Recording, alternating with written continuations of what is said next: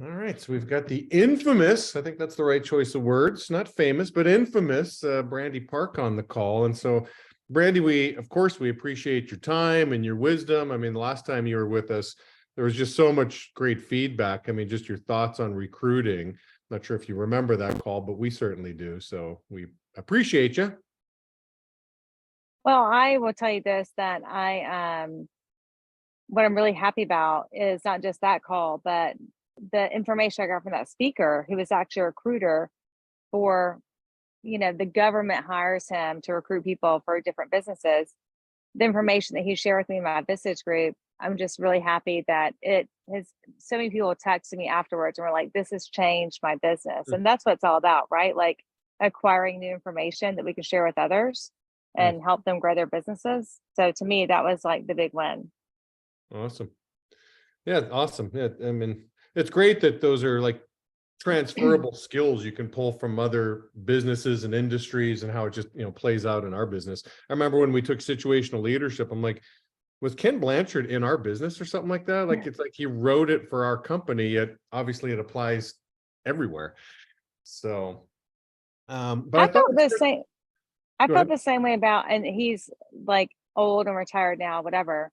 But I felt the same way about the very first business book I ever read, which is the first one was Success is a Choice by Rick Pitino.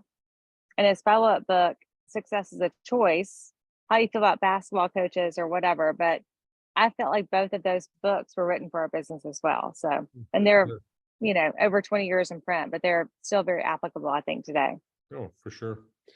Yeah, I mean, some concepts are certainly timeless. I mean, take a look at Shakespeare. I mean, all those, I mean, hundreds of years pass, and it's like, yeah, it's all just as relevant today as it was, in the 1600s when he wrote it all. Yeah.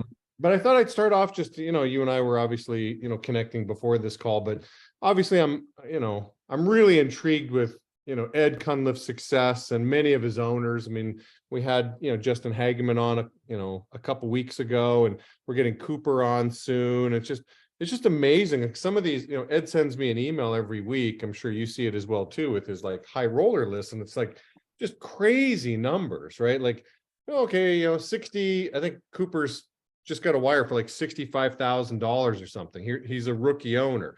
Justin was talking about, oh yeah, he just opened up a new office, and a group of 5 people, including the owner, so 4 leaders plus 1, got a $27,000 wire. And so, you got to scratch your head a little bit. So what do you, and obviously you recruited Ed, you've known Ed forever since he was an entry level, and here he is today, but what are you crediting Ed's success to? Well, as we all know, there are seasons in life, there's ebbs and flows and things that happen. And I think what Ed has always been really good at is the law of the lid. And he has times where he has limiting beliefs, like we all do, right? But then he level sets himself and realizes, wait a minute, what have I accomplished? What have other people accomplished? And what's really possible? And so he's done a few things, I think, really successfully. When he has a new program, he will go out there and lead from the front. He will say, and also, by the way, Adam does this too. Every time there's a change on a program, or like even all of us deal with promo changes, things like that, what happens is a lot of us sit in the office and wait to see what happens when that promo change happens. And these guys will go out on the front lines of the field and say, like, no, this has no impact. Oh, they took your $150 Visa gift card away. Oh, well, look what I did personally in the field today. The commissions changed. Okay, well, look what happened. And so they're willing to lead from the front like that. And I think that's a big differentiator. But also, too, I think what Ed is really dialed into, and the difference he's making, is he is keen on experiential rewards. So people, all of our guys now, and Jamie, you and I are, we're not trying to talk about walking uphill in the snow both ways. You and I both have held, and Juanice for that matter, we've all handed out checks where you're like, oh, you made this much and you had this much in cancels. And so now you owe me $400, right? Like, it's like we've all had weeks like that. We've done that. But what he's done is our guys are all making good money. Like, people can make a good living doing what they do in the field. So what's going to entice them? It's not going to be some dumb $100, $200 bonus. It's going to be like, how? So I think that our competitive advantage in this business is you have direct access to the president of the company. You don't, I mean, the guys we're hiring now could go work for a Google or go work for a, multinational corporation. The distinguishing factor for our business versus other entities is they get direct access, mentorship, and coaching from the president of the company. So the more we can give them access to us, I think the better. And I think that there's things that happen, whether it be remote offices and things like that, whatever. And I'm not weighing in on one or the other, because certainly people are doing things and they're being successful regardless of how they run their operations. But what I think he's done is, hey, you get your first 25,000 plus wire.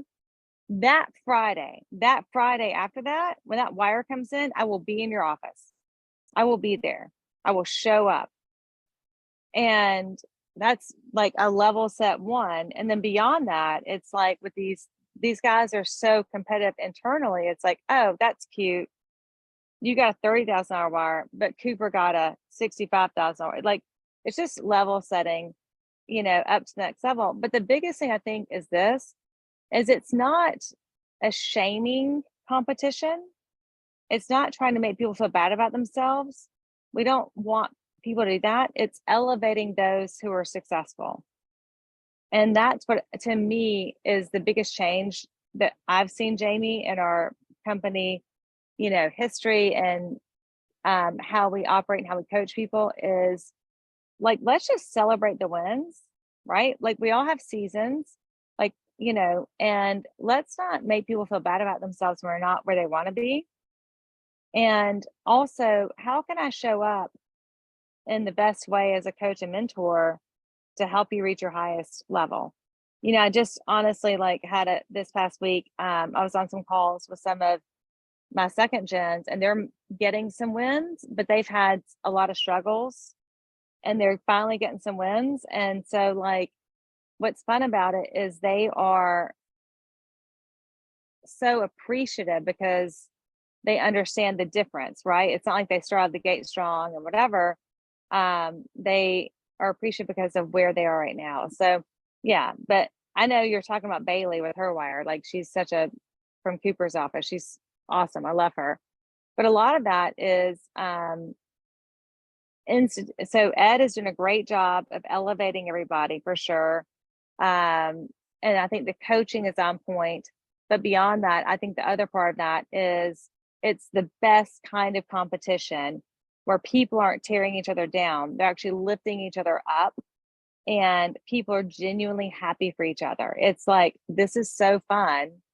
We like making money together. We like being able to go on cool trips together. We like being able to do fun stuff. And I think that's the biggest change I've seen. And then, you hit a certain level and you get to come, play a round of golf with Ed at Capital City Club, and you get to come stay in Atlanta and hang out with me and different things like that. So there's just different things like that I think he has done a great job of. But I think all of us, to your point, could take a lesson in that. Yeah, that's great. And I do hear what you're saying. I mean, when I think years ago, sometimes the competition can be unhealthy, where it's like, well, I win, you lose. And there has been, I can't even identify when it happened, but it does seem like there has been a shift where it's like, well, somebody's winning. Listen, all ships rise with the tide. And maybe it's because we're all aligned with hey, listen, when there's a $500 million in gross revenue, all consultants win. And so, as we're trying to help our owners, get, promoted and develop, we're all winning. I also call it the pendulum effect, right? So back in the day, there was different, when consultants in charge of campaigns and things like that, whatever, we all got in the mode, Jamie, of us just thinking about our own orgs, right? And not thinking about the whole company. So I think the pendulum was way over there. And then as this bonus has come out and as other things are happening, the pendulum's gone this way where we're like, hey, look, we all win. To your point, like, you know, when the lake level rises, every boat benefits from that. Yeah. Yeah, that's great, Brandie. And yes, Ed and Adam, I mean, think about it. Any shift, any change to a campaign wasn't that long ago, like when we're coming out of the pandemic, you know, June of 2020, you know, ish, you know, Ed was out there full time in the field, you know, as a senior national, I think for 10 weeks straight or something like that, like 5 days a week, Yeah. 10 weeks straight. Yeah. Made like $18,000 or something, if I'm not mistaken. Like, you know, I mean that, you know, And I just there's shifts. remember, And what's interesting is because I look at that, Jamie, as how that, and he has told me I can share this with you guys, or with, he's comfortably saying this, but his overrides went from, during that time, from 36 grand a month to over 100 grand again in a single month within less than 6 months, just from leading from the front. So if you think about offices from a manager perspective, right? We all know this. Like when the manager has a certain level of production, the entire office produces more, right? So he recognizes that from an office level and has just taken that to an organizational level. that's great. And then you were saying, you know, you recently focused a lot on financial literacy, not only with the owners, but with the reps. So you want to touch upon that for us? Yeah, and I'm not to speak for the, you know, the age range or the managers on this call, but I have been kind of blown away recently. I don't know how many conversations you guys are having with your, you know, leaders, assistant managers about financial literacy, but it's beyond my comprehension how little people know.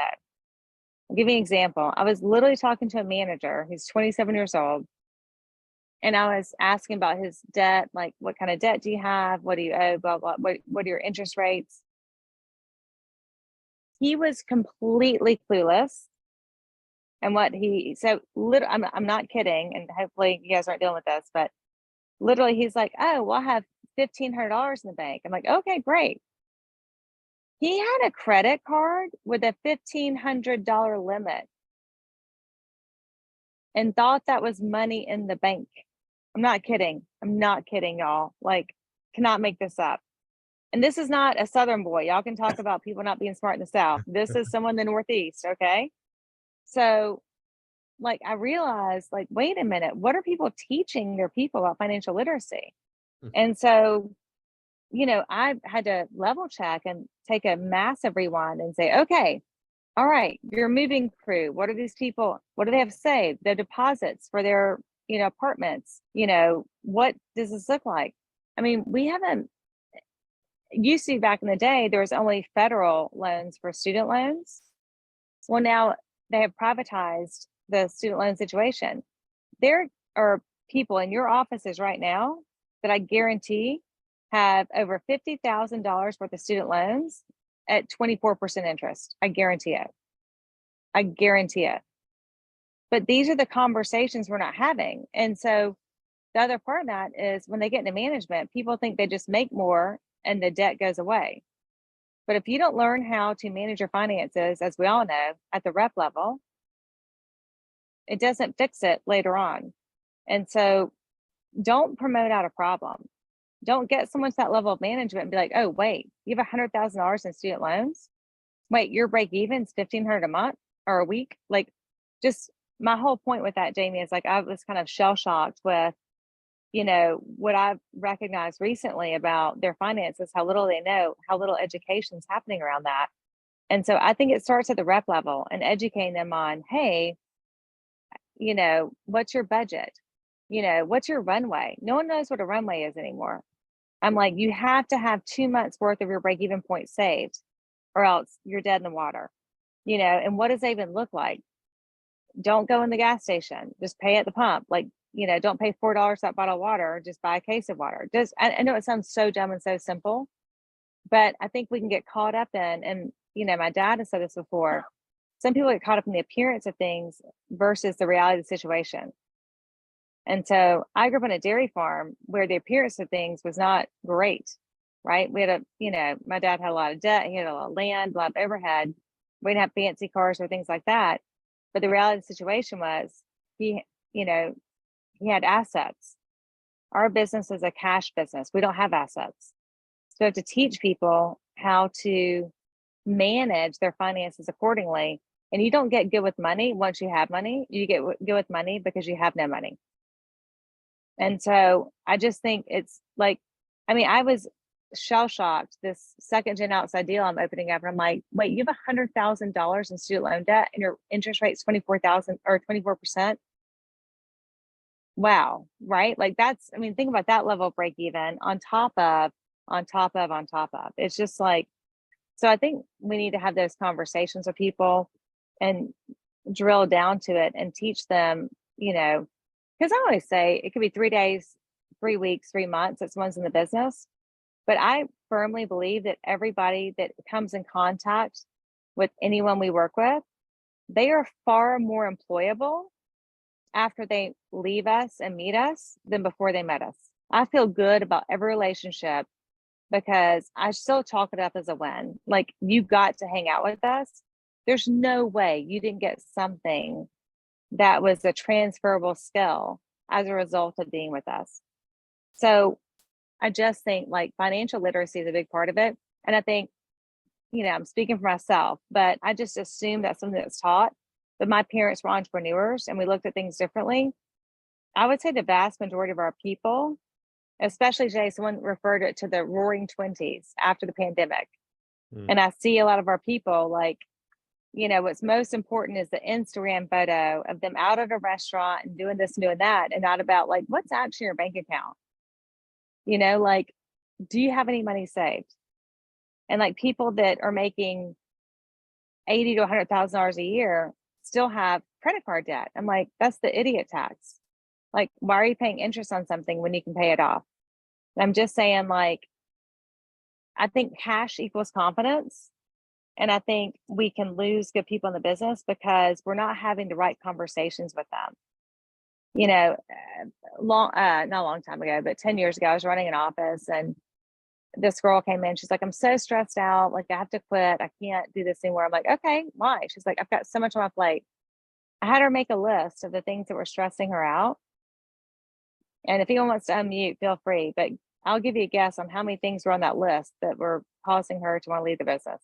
You can raise a hand up. You can do numbers in your hand. You can whatever. But we were playing The Price is Right. No, it was actually 6 things on the list. 6.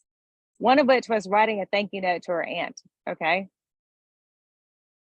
She was so stressed out, she couldn't write a thank you note to her aunt. That's how stressed she was. Overwhelmed, right? So my point is, it's like, if someone can't handle that level of stress, imagine now they are like, and they don't even understand like the minimum balance. I had to explain to somebody what the minimum balance or the minimum payment on a credit card was versus their balance. They didn't understand. They were paying the minimum payment and didn't understand that like it was getting bigger every month. So I'm just trying to level set you guys. Like, this is what we're actually dealing with. Yeah, it reminds me, my father taught high school mathematics for 37 years, right? And so he wanted to, he made a proposal to the board that he wanted to teach these 12th graders, financial, like he wanted to introduce math, like, listen, you're going to get a student loan. Let's talk interest. Let's talk rule of 72, all this like money math stuff. And he got shot down, quickly. Like, well, no, Glenn, we need to teach these kids algebra and calculus. And he's like, yeah, but they're about to get themselves buried in debt. And so, yeah, to your point, I don't think our education system does a great job in explaining these matters that, you and I might look at it like it's pretty simple because we've been, we can't help but look at we look at how many financial statements on a weekly basis. But I think that is, a hot topic and a value add that we can certainly bring our people, is that we'll take a personal interest and, hey, we can certainly help you with things like break evens. Do you think it starts with just awareness? Like when you're teaching somebody financial literacy, does it just start with like, Okay, hey, why don't you fill out a personal break-even sheet and let's see where you're at? I will tell you this, I think there's an embarrassment around it for a lot of people. So we have to make it safe. There's two parts of it. There's an embarrassment because they don't actually know what they're talking about. So they will say they do when they really don't. So if you want to do a broad stroke, like in a leaders meeting of like, hey, let's talk about budgets and things like that, that's a great place to start. But then I think it has to be one-on-ones with people and like, hey, let's get real about this, like, you know, and because it's almost like in the field. I always talked about this in the South, like, you know, don't confuse people. Because, and now just a joke, but I always call customers in the South Bubba. I'm like, if Bubba doesn't understand, Bubba's not going to sign up with you. So, like, don't make them confused. So, if you talk about things like, oh, what's your minimum payment? What's your balance? What's your percentage rate? They're gonna be like, ooh, they don't know. They'll pretend it's okay and they're fine with it, but they're really not, and they don't understand. So, we have to make it safe, first of all. I think a general meeting first, and then I think deeper dive individually, and also sharing a story, maybe a personal story, which is like, hey, I thought my student loans were at 4%. And then I found out they got sold to a privatized company and now they're at 24%. And I had no idea. And it cost me this much money because I didn't know. Or even like, hey, you know what? My first apartment, I went to go get it. I didn't have a credit card. And so I had to pay this massive down payment for my utilities because I didn't have any credit. So it's just like, I think sharing those stories are helpful, but making it safe for them. But also, too, you have to imagine, like, think about what they've been hearing for the past 3 years.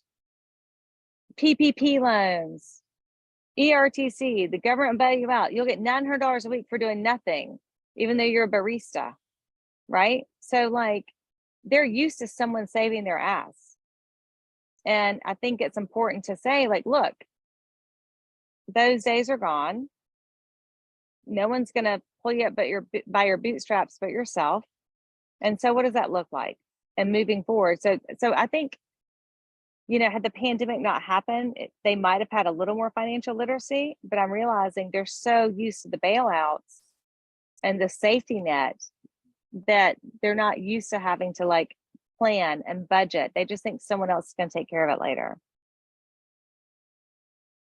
Well, yeah, not to get political, but that sounds like our government. Let's just keep spending tomorrow's money and somebody else will deal with that problem down the road. Yeah, absolutely. Because we're I 30 mean, not trillion in debt. not being rude, my dad, he's a business owner. In the first round of PPP, he didn't apply for it. And I was like, Dad, he's like, it's not right. I should be able to sustain my business myself, blah, blah, blah. And I'm like, Dad, your great grandchildren are paying for this anyway. So you may as well apply for it, right? He didn't do it. But I was like, to your point about kicking it down the road, I'm like, we're all participating in this. And I pay plenty of taxes. So just have at it, Yeah, got it. Well, we got you for a few more minutes, Brandie. And anything else on your mind? Anything you're other than obviously what you just talked about, but anything else on your mind that you're talking to the owners about? Well, I just think a couple things that I wrote down. So there's a couple things. First of all, you guys are not only coaching your leaders in your office and your salespeople, you're coaching managers as well. And I think the biggest thing that I've seen is helping them. Like, I think sometimes we think people are, I don't want to say the word lazy, but I don't think anyone's lazy. No one like does what we do and they're actually lazy, right? Like if you do this, you've got some work ethic behind you. I think what they actually struggle with and where I would show some empathy is around discernment. And I don't know if any of you guys have done the Gallup Strength Finders poll, where it talks about like what your 3 highest strengths are. But one of mine, my second highest, is discernment. And it's figuring out like what's the highest and best use of my time. And also another thing, randomly, a friend said to me recently, they're like, I don't think you try things unless you know you're gonna be good at it. I'm like, well, that's different, but still kind of the same thing. But the point of that is when you guys know about the animal brain and the, your frontal lobe and your animal brain in the back, right? So when people are in fight or flight or they're in struggle mode, they'll go back here and they'll do the things that are survival, not success. So I think a lot of what we can do is help these guys who are people who are looking at Instagram and maxing out their credit cards and have massive student loan debt, where they're like, their head's going 8 different directions. Say, hey, what are the 3 things you can do this week to get you to this next level? And not the only, but the best, I think, I don't know. How many of you guys have ever been like climbing on a rock wall? Anybody? Like climbing? No? No one? You guys are, come on. No? All right, wrong audience. But what they teach you, what I used to teach that at Rock Eagle, and what they teach you when you're doing that is like, you look at the wall and you look at where you need to go, and you're like, okay, if I want to get up there, I need to put my right hand here, and you pull yourself up. And you look up again, you're like, if I want to get there, I'm gonna put my left foot up, and you do that over and over again. But it's a series of small moves to get to your ultimate goal, right? What happens is when you're staring at the wall right in front of you, you can't see up there. You're not looking up there. And so our job as coaches and mentors, we have 2 jobs, one of which is to help people make great decisions, and one is to help people reach their highest potential. And this generation is so scared to make a decision, because if you look back, the average college student when I was in college 20 years ago had contact with the parent once a week. The average these days is 3 times a day. So they're not held accountable for interactions, because they can ask mom, like, hey, how do I heat up rice in the micro, besides the microwave or whatever, like, but they can blame somebody else for their failures because they're not making the decisions. They can ask someone else for the decision, and then if it doesn't work out, like, see, it's not my fault. That's like the participation trophy, right? So our job is to help them make great decisions, which means we have to allow them to make decisions, which means we have to make it safe for them to make decisions. So give them low risk, low consequential opportunities to make decisions, even when they're training, like teacher leaders, to ask them, hey, what time do you think we should take lunch today?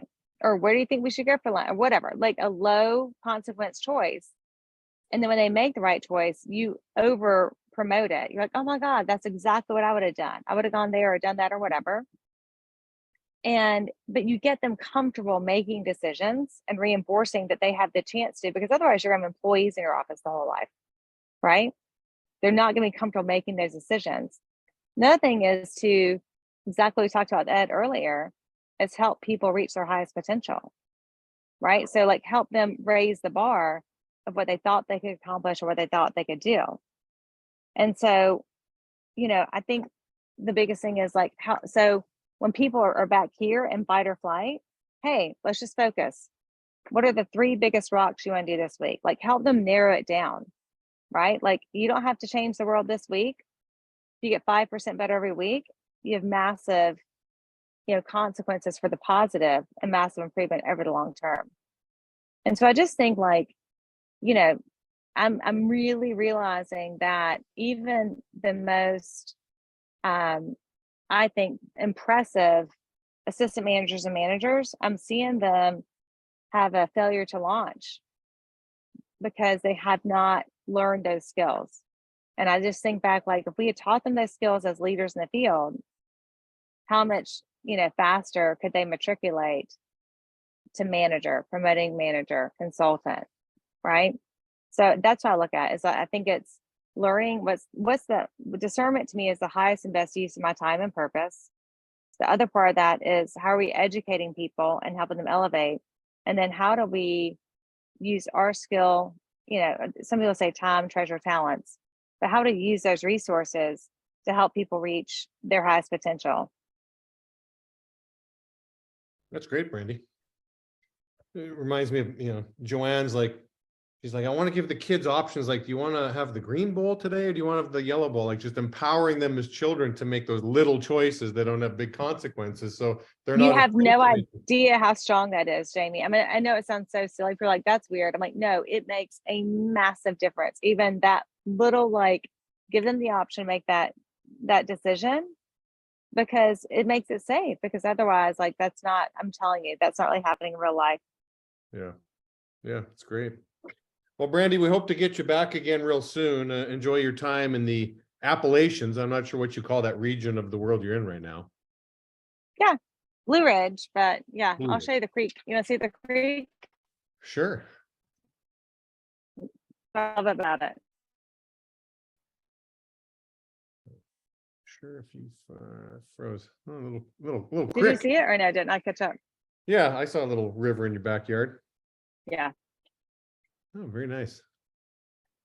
All right, Brandie. Well, we always enjoy your time. You're a wise young lady, and so we always appreciate your leadership and your example. So thanks for your time, Brandie. Thank you guys. Take care. Okay. See you guys.